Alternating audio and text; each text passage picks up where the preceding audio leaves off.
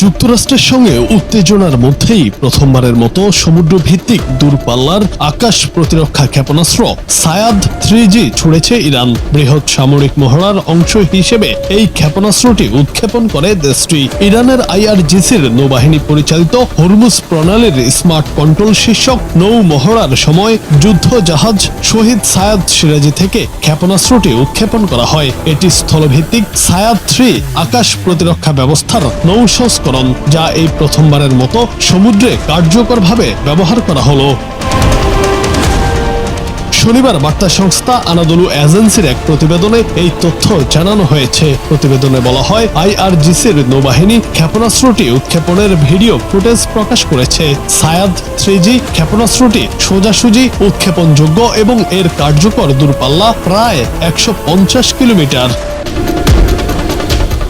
Hormuz প্রণালীতে অনুষ্ঠিত smart control মহড়া শুরু হয় গত 16 ফেব্রুয়ারি এবং এটি টানা 3 দিন ধরে চলে। এই মহড়ার মধ্য দিয়েই তেহরান সমুদ্র ভিত্তিক আকাশ প্রতিরক্ষা সক্ষমতার জানান দিল বলে অভিমত বিশ্লেষকদের। দেশটির কর্তৃপক্ষের দাবি, এই ব্যবস্থার মাধ্যমে শহীদ সোলাইমানি শ্রেণীর সামরিক জাহাজগুলোর জন্য আঞ্চলিক আকাশ প্রতিরক্ষা বলয় গড়ে তোলা সম্ভব হবে। এর আগে সায়াদ 3 ক্ষেপণাস্ত্রের স্থলভিত্তিক সংস্করণ প্রথম পরীক্ষা করা হয় 2016 সালের 28 ডিসেম্বর। ওই সংস্করণের দূরপাল্লা ছিল 120 কিলোমিটার।